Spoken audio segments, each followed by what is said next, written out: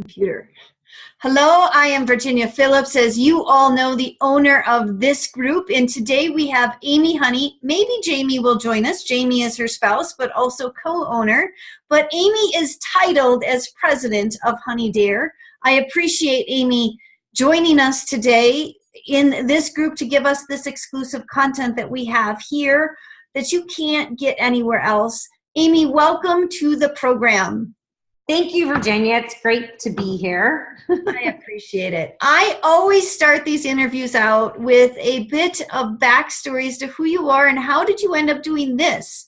This isn't your first gig in your life, but you've ended up here. How did you get to this point? Well, I have been a personal trainer for years, and I've worked in the fitness industry for 26 years. I owned my own gym for 6 years.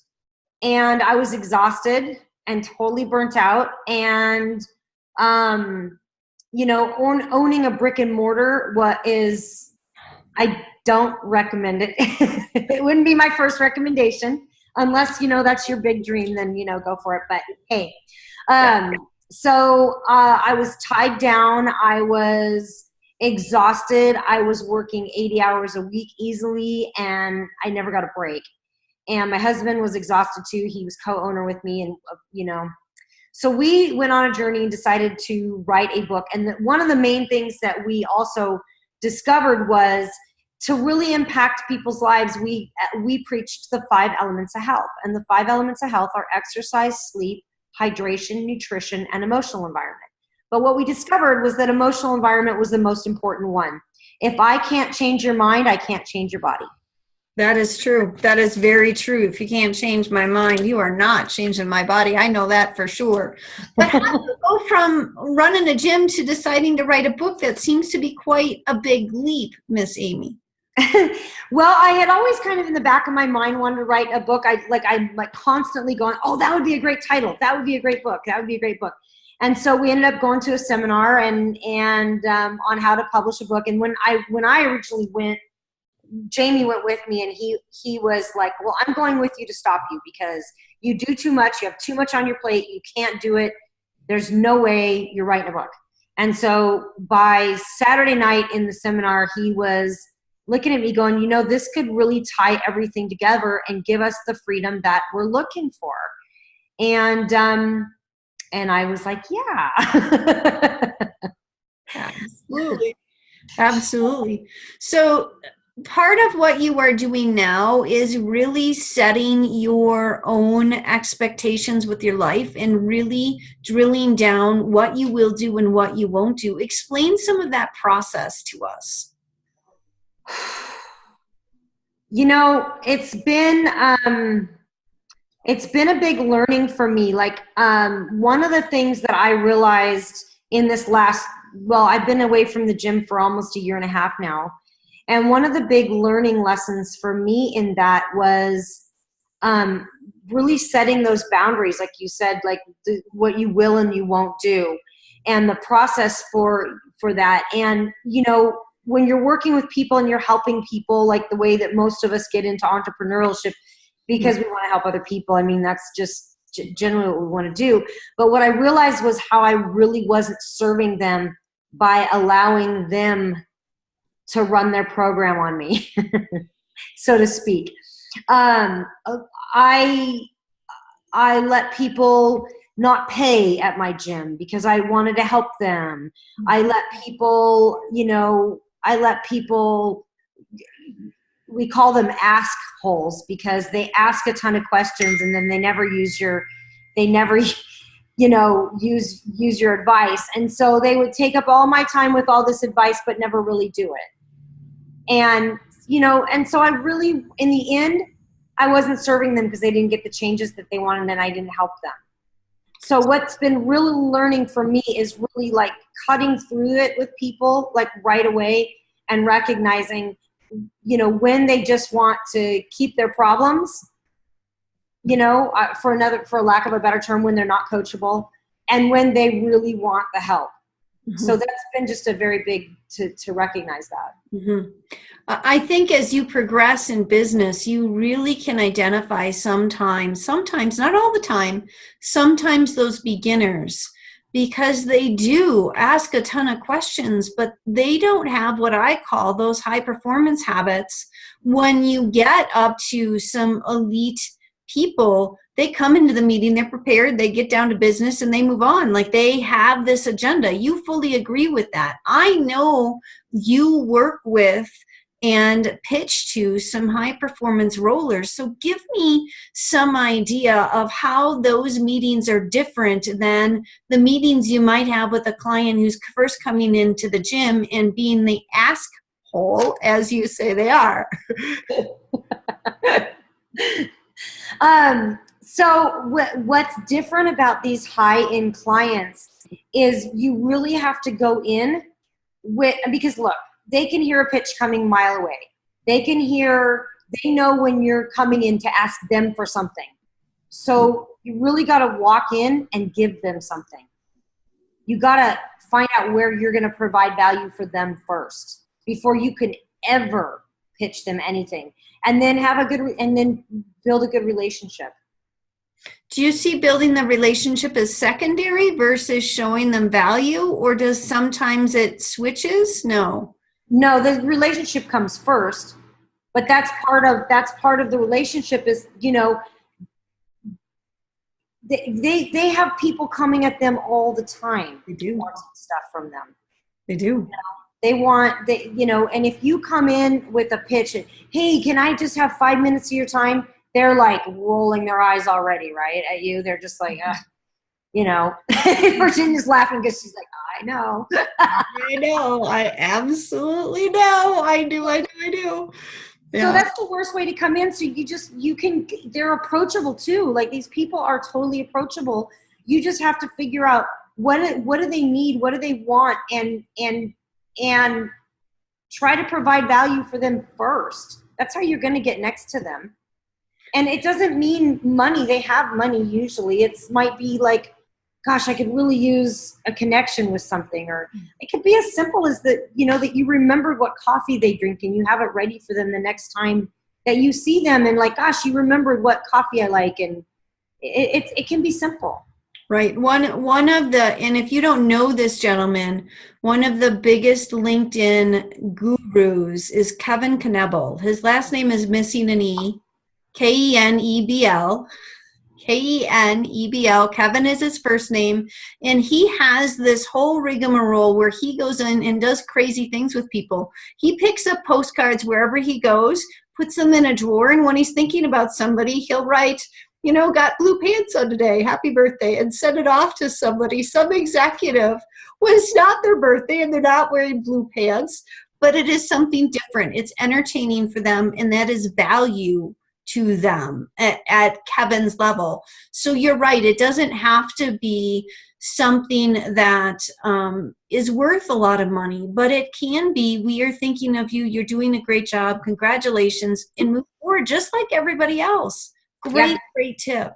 Yeah. So I want you to explain a little bit more to people what it is you're currently building, because you are in a pivot right now. We're not going to hide behind curtains. This is the group where we have startup entrepreneurs, and they are going to go through their own pivots.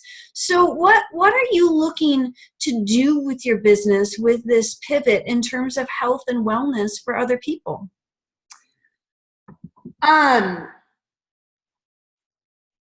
So yeah, I am in a crossroads right now. And I'm trying to figure out what I want to do. It's kind of like making a joke between like, do I want to be a short order cook or a rocket scientist right now? Right. Trying to figure that out. So we have a passion for traveling, and we have a passion for health and fitness. We're really good at helping people with that kind of stuff. We are looking at combining it in such a way, that travel and health is part of your health. We think everything encompasses health. Mm-hmm. So going into businesses, being able to talk and motivate them, being able to help them create raving fans, So that's part of it is being that personality that a company might need when they might have maybe a boring concept like finance or something, because I mean finance is kind of boring. And so we for some, not for me because I like it, but for my husband who is very I don't know if we have any accounts in the group yet, but that's okay. But there are some people that absolutely love their numbers. You might not be one of them. No, I am one of them, but it's not always fun, right? It's not always, for most people, it's not fun. Yeah. You know, so it's coming in and being the face of that fun and helping you realize that your whole life is about balance and it's about encompassing health.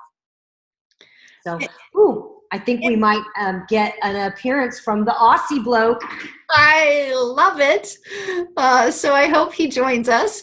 But I want to ask you, how did you end up doing, how did you end up doing this? You know, all the things you have pivoted to do, why did this appeal to you? And if your answer is cash and money, then that's a legitimate answer. But why this space helping corporate America with their employees? Actually, because in the gym, it was very one-on-one, and we felt that we could impact people on a larger scale. Because if we can go in and change their mind, like I was saying in the beginning, if we can change their mind, they'll change their body. So if we can change that one little aspect for them, the rest will change. Did you tell them about the ninja thought? I didn't tell them about the ninja thought. Oh, okay. We will want to address, I don't even know what we're chatting about, but I do know that we all have ninja thoughts. And the ninja thought is a sneaky little thought that jumps in there unobserved the moment anything new is presented to you. It drops in and it has an opinion on what you're about to look at. So say for finances, for example, somebody says, hey, here's an opportunity. The ninja thought goes, oh, could be a scam. And then you're basing everything that you hear after that moment on this, like, vice versa, the ninja thought. So what we want to do is make everybody aware of what are your ninja thoughts, what's your habitual ninja thought, and let's change it to a open, accepting, expanding thought as opposed to a closed off, not possible thought. Because if you don't believe it's possible, you'll make that correct. I think that's a brilliant tip, Jamie, but that's not the only thing the two of you do is eliminate ninjas. Ooh. I like that. I do have a pair of nunchucks, and let me tell you, they're very dangerous to me. No, so we basically help with mindset. We're authors, you know, so, and then we help the companies create raving fans from the inside out by basically, that's a dual part kind of statement there. When a company creates a raving fan, like I love using the company Zappos because they have been fabulous. That's because you love shoes. I do love shoes. But there's a great story. There was a guy that was in the Zappos warehouse, and he saw the people holding up papers, and then someone would run and grab the papers and put them in boxes. And then at one time, the lady held up 2 papers, and 2 different people came and ran and got these papers and put them in 2 separate boxes. And the guy said, well, what's that about? And they said, well, the lady on the phone, it was her daughter's wedding, and she needed these shoes immediately, so we're going to ship the shoes out to her. But also, she had a cold on the phone, so we were shipping her some herbal tea and some cough drops. I mean, that's an amazing story of creating raving fans. Yes. Now, right, and so when you create raving fans, everybody's going to talk about you. I mean, I wasn't even there, and I'm talking about Zappos. And there's stories like this all over the place from Zappos. I'm not even into women's shoes, and I talk about it. Well, except for that one pair. So then the next step would be to create raving fans from the inside out, meaning if you create raving fans from the employees first, it's going to spill over to your clients. And even financially at the bottom end, if you are a raving fan of where you work, you're excited to go there. You're excited to be with the people. So if you're not feeling 100%, you don't go, oh, I'm just going to take one of my sick days. You don't want them. Sick days are an annoyance to you because you want to be at work. You want to be respected. You want to feel energized by the idea. And that's one of the things we want to look at is what's the first thought you have when you wake up? Are you like, oh, it's another day? Or is it, yeah, oh, great. I woke up before my alarm. I can't wait to get to work. I can't wait to achieve this. I'm going to have success today. I'm going to do this.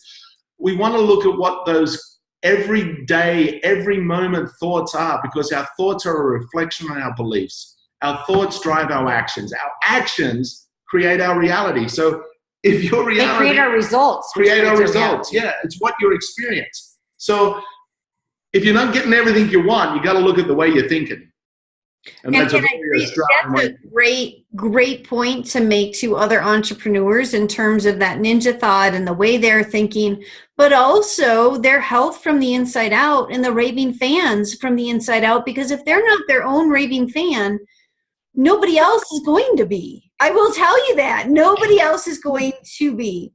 So you have this ability to position yourself to help folks on a number of levels create that inner fire with people. Maybe fire's not the right word, because if you're healthy, maybe you don't have an inner fire. I think you do. I think you have a spark, like you got a spark in your eye and your step and your smile. But there is a radiance that comes from you when you're on fire, and that radiance warms and accelerates those around you. And it changes the room when people walk in. Yeah. People like that walk in the room and you're like, ooh, I feel great. Why do I feel great? This person's making me feel good. Which is a very interesting thing for a boss. When a boss walks into a room, does the room go cold and scared or excited and alive? Wait. That also goes for business owners. Yeah. Yeah. Yeah, we actually did a video recently on what kind of a leader are you? Yeah. Like, are you aware of what is in the wake of your ship? Oh yeah. Because you're a ship driving this through, and is the wake, is there just shrapnel everywhere, or are people in the wake pulling with you? Yeah, being drawn forward by you or being knocked over out of the way by you. What kind of ship are you? What kind of leadership? Whenever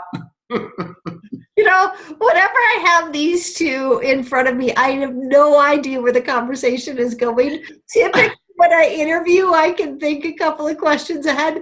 Never with these two. So if you ever interview folks, you have to be prepared for the discussion to go right or left, or very right or very left, and flow with it. But I want to kick it back to you all. I know one of the issues that startup entrepreneurs have is thinking big. And if you are going to be your own raving fan, do you want to be the raving fan of you, yourself, and I, or do you want to do what the two of you are doing and create greater impact with what you're doing? So explain how you have this ability to say, gym ownership's not enough for us. We are going to take a serious pivot. It's going to hurt us financially. We are going to stand up and figure it out. And then we are going to continue to dream as big as we can. How do other people do that? Well, one of the reasons that we kind of did what we did was because we discovered that life is like a series of buckets, or Tetris. Like when all the buckets are full, you move to the next level. And even though we're working intensely with people's physical health, the mindset health needed to be on par for it to move forward. It was a bigger piece. The biggest stress for people was finances. Oh, I really love what you can do, but I can't afford my gym membership. I'm like, you can't afford not to have a gym membership, because otherwise you've got all these other medical problems that are going to be on. And relationship, communication, all these buckets need to be full to move in. That's the same as the body. The body needs to have all the cell components being provided for that cell to be a happy, healthy cell.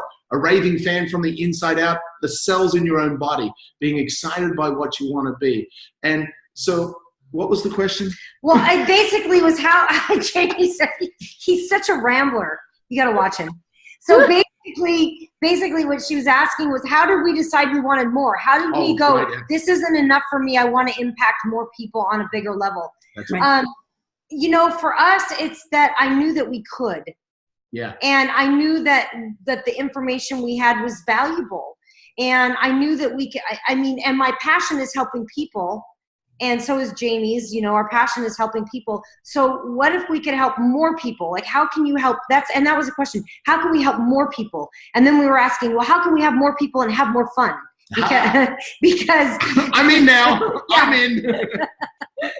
And because the gym was a drag, and I loved my clients. I loved my employees, but I don't miss that 10 p.m. call that they're not going to make it to the 5 a.m. class. The trainer's not going to make it. Yeah, then now I have to get up at 3 a.m. So, yeah, so I don't miss that, and to be able to help people on a different level. And like I was talking about earlier on, where I learned that I was serving people and wasn't serving people.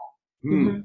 And I was frustrated with it because I was like, why did I not help this person? Why did this person end up going back in their old ways and not losing 100 pounds like she needed to? And she can't even get out. She can't even drive a car, so yeah, go ahead. That's very good.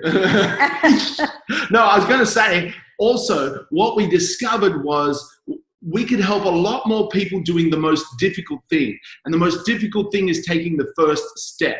Most people will think they have to get to a certain level of finances before they can become financially secure. No, you can start right now because it's the mindset, it's the tips, it's the tools. And it's the same with your fitness, with your health. The hardest thing to do is to get started and to have a conversation, to have a look at what you're currently doing. So we can go into a corporation and talk to a couple of hundred people and get them all excited about taking one small step. Every single person is then going to have a better health, a better life, a better sense of self-worth. And also, like you mentioned earlier about an entrepreneur, like how can I, what can I, am I capable, am I big enough to share?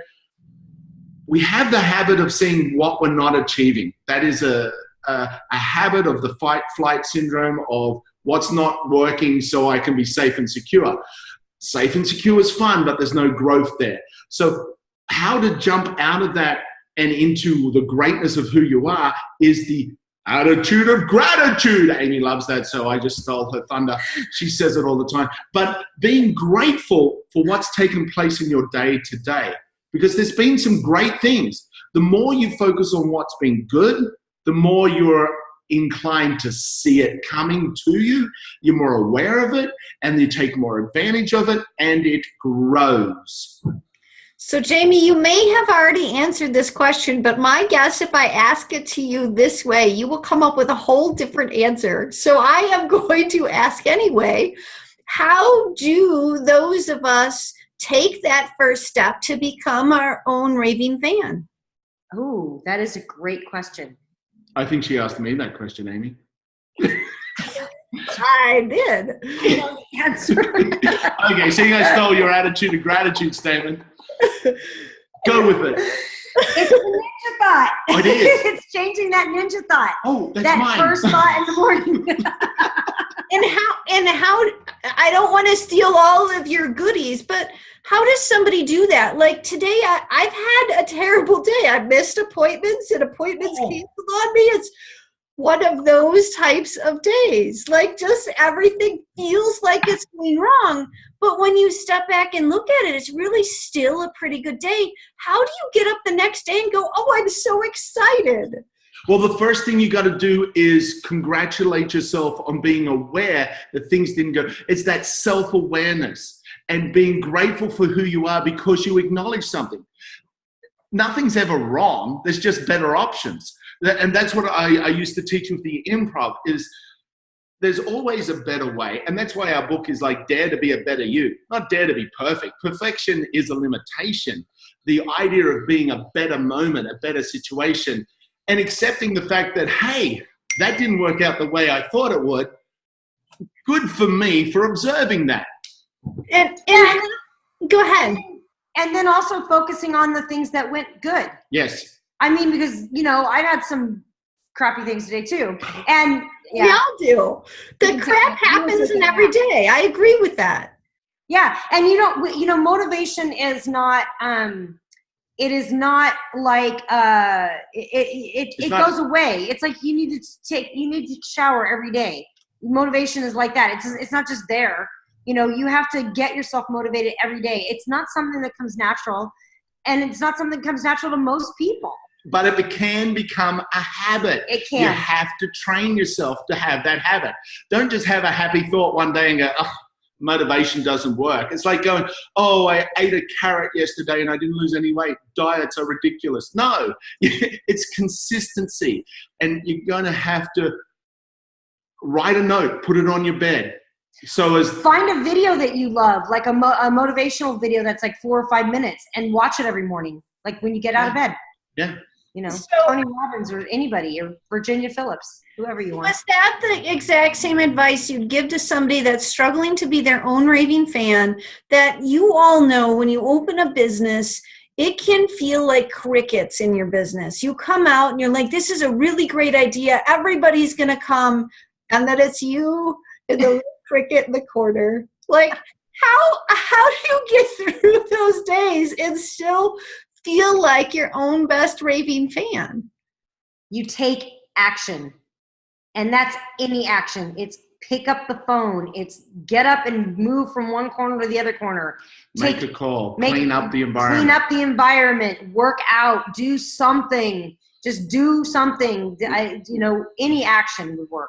Also look at how you can be a positive influence in someone else's life.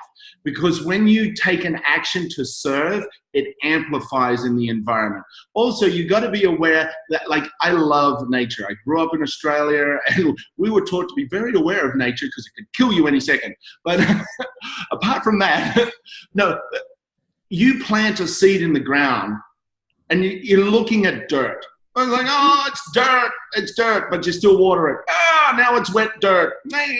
But after a few weeks, there's a little green shoot. Now, it's not a mansion, but you've got to be consistent, continually water it, continually love on it, continually see the potential of this giant fruit tree. And then after a period of time, it'll start to grow. Then people will go, oh, hey, you've got a gorgeous fruit tree. Can I have some of that? And you're like, absolutely. $10. That'll be $20. Exchange rate. I'm going to shop at Jamie's shop. He might not make any money and be out of business in 10 minutes, but that's all right. But we will have fun with that tree. Yes. But there are only a few minutes left here. I want you all to really promote, not necessarily promote because we don't do all that, really explain to us. Yeah, in my group, I don't want people to sell. But tell us in terms of a promotional aspect, what it is you do, why would we want to connect with you, and how we could connect you to other people in our network. Well, can I offer them to come and watch our lives on Facebook?